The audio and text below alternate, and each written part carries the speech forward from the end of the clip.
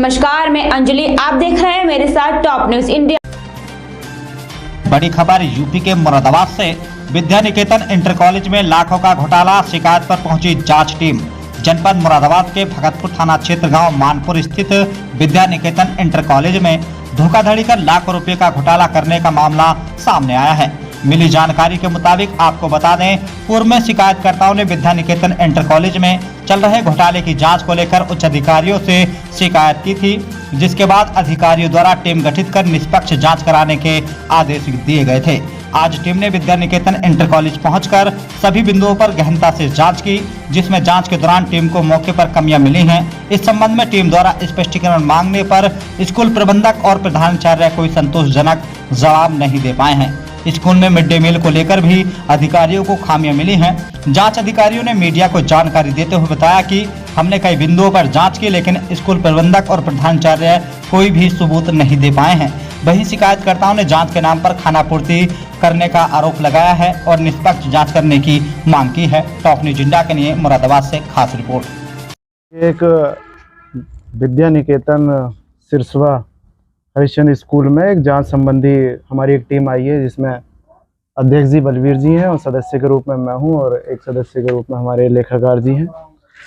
और ये शेखर यादव पुत्र पूर्व प्रबंधक और राजेश कुमार जी और अन्य लोगों की एक शिकायत है, जिसमें शेखर यादव, दीपक कुमार, नरेश सिंह, अनिल कुमार और अंकुर कुमार है। तो इसमें 10 पॉइंटों पर जाँच बिंदु की शिकायत करता है कि जाँच बिंदु के हमें 10 पॉइंट दिए गए हैं, जिसके संबंध में हमने आज यहाँ पर पूरा इंस्पेक्शन किया है, समय दिया है। और उसमें जो बिंदु हैं वो 10 में पहला तो है कि अल्पसंख्यक विभाग से जो एक छात्रवृत्ति मिलती है उसमें कोई घोटाला हुआ है, गबन हुआ है, उससे संबंधित है। दूसरा है भूमि संबंधित, उसकी भी। तीसरा है ये मिड डे मील से संबंधित। चौथा है ये पेड़ वगैरह जो काटे गए हैं इनसे संबंधित है। और एक है कि स्कूल प्रबंधक पर ये लगे हैं आरोप कि इसमें स्कूल में मांस मदिरा का सेवन किया जाता है। एक ये है। और तीसरा कह रहा हूँ, लास्ट एक पॉइंट ये है कि जो खेल का मैदान है विद्यालय का, उस पर खेती की जाती है।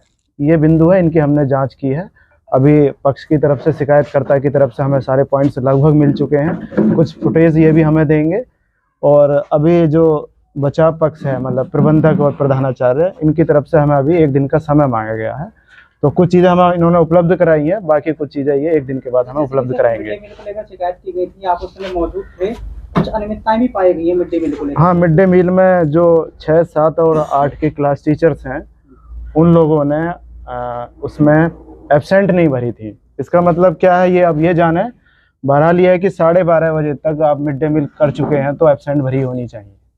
सर, कुछ समय कुछ विद्यार्थियों से भी आपने क्वेश्चन किए थे कि मिड डे मील को लेकर के खाना मिला या नहीं मिला? हाँ, उसमें मिला जुला रूप था बच्चों का। कुछ बच्चों ने कहा था कि हाँ मिला है और फल भी मिला है।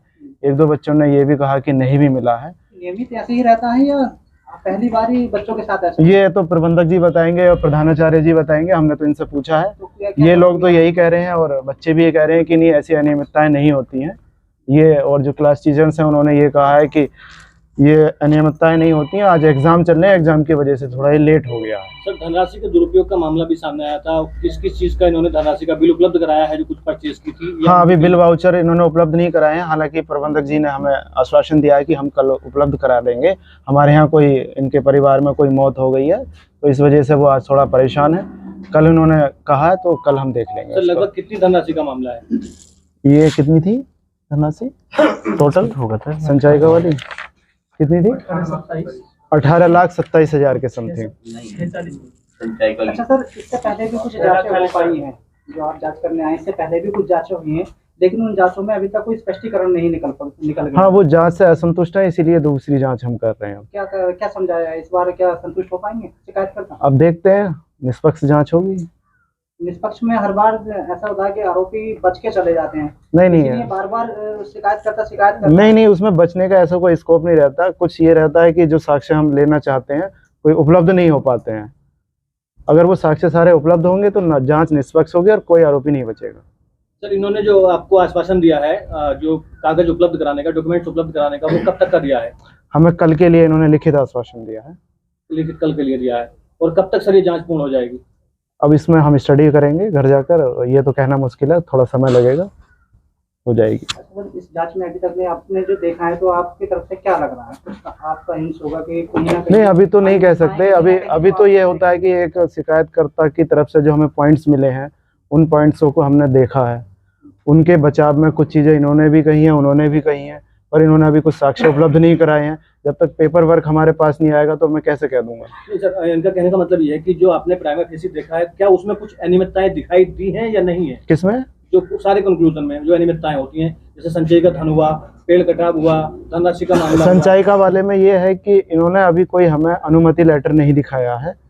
जब तक संचयिका का फंड, पहली बात तो हम यूज ही नहीं कर सकते, उसको निकाल ही नहीं सकते, वो बच्चों का फंड होता है।